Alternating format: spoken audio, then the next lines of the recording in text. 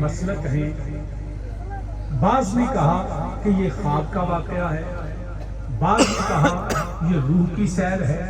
ہمارا عقیدہ ہے کہ میرے ہمارے اللہ کے حبیب ہمارے کریم آقا علیہ الصلوۃ والسلام جاگتے ہوئے جسم اطہر کے ساتھ اللہ کی بارگاہ میں حاضر ہوئے۔ اب جو یہ کہتے ہیں کہ روح نے معراج ہوئی، خواب میں معراج ہوئی، ہم بالکل اس کا انکار نہیں کرتے، کیونکہ میرے کریم آقا علیہ السلام کو زندگی میں ایک مرتبہ معراج نہیں ہوئی، اللہ نے بار بار معراج کرایا۔ کبھی میرے نبی کی روح کے ساتھ نبی بارگاہ اللہ کی بارگاہ میں حاضر تھے، کبھی جو ہے وہ آرام فرماتے تھے تو خواب میں اللہ کی بارگاہ میں حاضر ہوتے تھے۔ لیکن جس کا ذکر اس آیا کریم میں اللہ فرماتے ہیں نا سبحان الذی اسریٰ بعبدہ، یہ روح اور خواب نہیں، یہ جاگتے ہوئے جسم اطہر کے ساتھ اللہ کی بارگاہ میں حاضر۔ برادران عزیز، اب یہ کیوں کہتا ہوں، تفصیل کا وقت نہیں ہے۔ تواڈے پیچھے مولوی صاحب بیٹھے نے، دھیان میرے ول کرو مولوی جی، ادھر کھبے سجے نہیں دیکھنا، تسی ہلدے میری گل تے ہو تو ویلے ادھر ہوتا ہے۔ ہاں جی، انج ہی جی روٹی شیر کو کھا لی تو مور جا کے بلے تے لا لی، انج نہ کریا کرو، جدی گل سنو ویکھو بھی اودے اندر تو ہے توجہ۔ تو عرض کرنا پیا، ہم یہ کیوں کہتے ہیں کہ ہمارے نبی اپنے جسم اطہر کے ساتھ اللہ کی بارگاہ میں حاضر ہوئے؟ تو یاد رکھیں، بہت سے اس پہ دلائل ہیں، بہت سے اس پہ آرگومنٹس کیے جا سکتے ہیں۔ میں صرف لفظ سبحان پہ چند منٹ آپ کے سامنے یہ عرض کروں گا کہ لفظ سبحان لانے کا مطلب ہی یہ ہے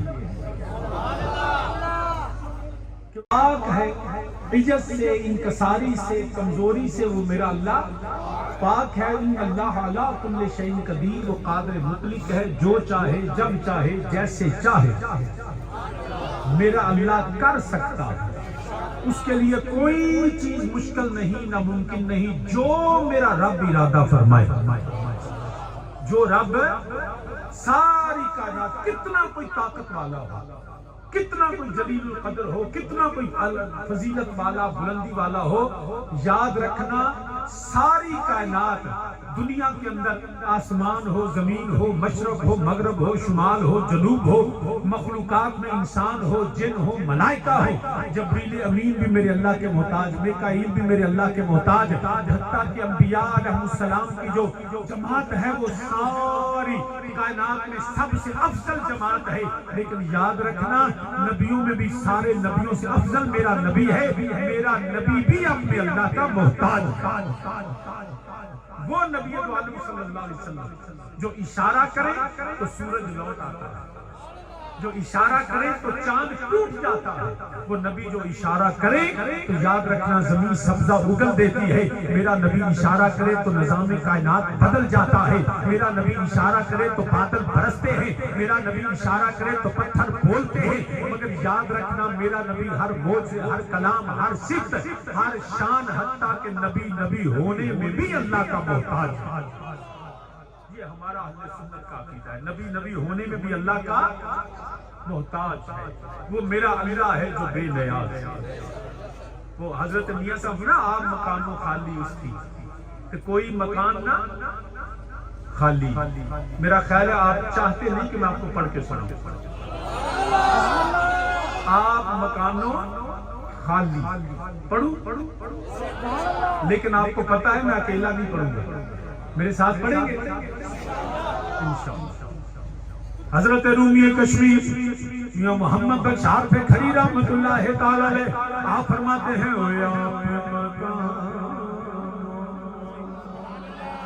آپ مکانوں خالی اس تھی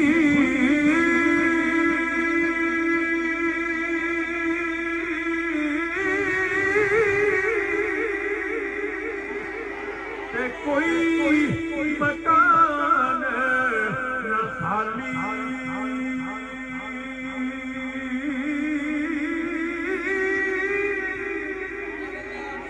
آپ مکانوں خالی اس تھی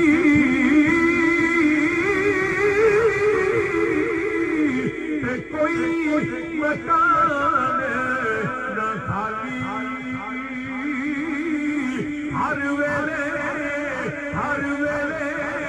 ہر چیز محمد رکھدا نت سنبھالی، ہر ویلے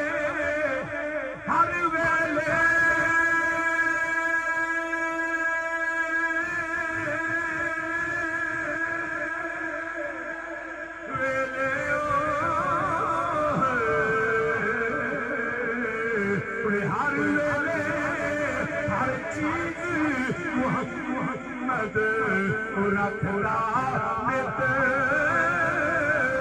سنبھالی، وہ میرا رب ذوالجلال جو قادر مطلق، جو چاہے جیسے چاہے میرا اللہ کر سکتا ہے، وہ ساری کائنات سے بے نیاز ہے، وہ سبحان اللہ۔ اللہ نے فرمایا میں عزت سے پاک، میں انتصاری سے پاک، میں کمزور نہیں، میں قادر مطلق ہوں۔ اس لیے کہا سبحان اللہ۔ ایک تو یہ مفہوم ہے جو علماء بیان کرتے ہیں، دوسری بات سمجھ لیجئے کہ لفظ سبحن اس کا مطلب جہاں یہ آتا ہے، اس کا مطلب ہی فزیکل ایکٹیویٹی ہے، عملی طور پہ حرکت ہو تو سبحن ہوتا ہے، کیونکہ اس کا مطلب ہے تیرنا۔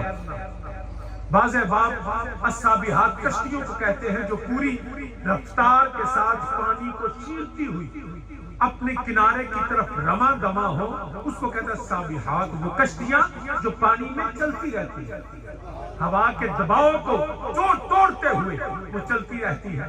بلکہ قرآن کریم میں رب ذوالجلال نے فرمایا کل قد علم صلاتہ و تسبیحہ، ہر چیز جو ہے